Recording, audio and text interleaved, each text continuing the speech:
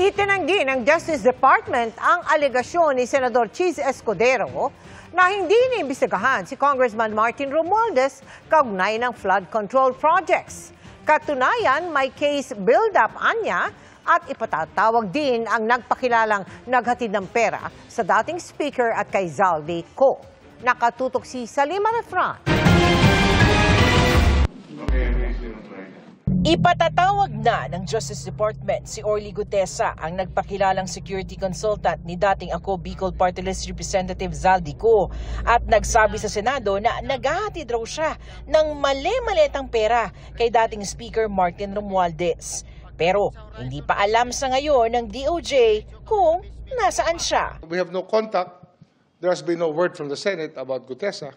So we're just hoping he's okay and that he can shed light on his affidavit. Hihingi namin ang address niya, so we will have the NBI send us subpoena para maging malinaw to. Bahagi raw ito ng gumugulong ng investigasyon ng DOJ kay Romualdez. Kaya reaksyon ni Remulla sa sinabi ni Senador Chis Escudero na hindi raw iniimbestigahan ng dating speaker kaugnay ng mga anomalya sa DPWH. Hindi totoo yun. Pinag-aaralan na namin lahat yan, liability-wise. Kasi nga, Zaldi Co, as the chairman of operations, is well known as the speaker's choice.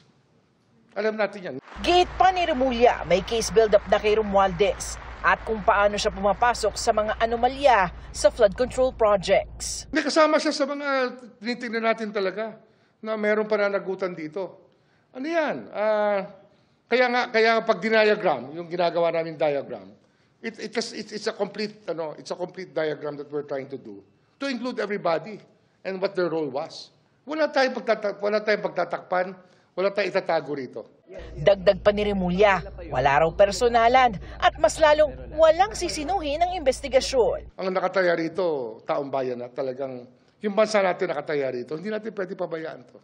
Sinusubukan pa ng GMA Integrated News na makuha ang panig ni Romualdez. Pero dati na niyang sinabi na wala siyang kinalaman sa korupsyon sa mga flood control projects. Para sa GMA Integrated News, Salima Refran, Nakatutok, 24 Oras.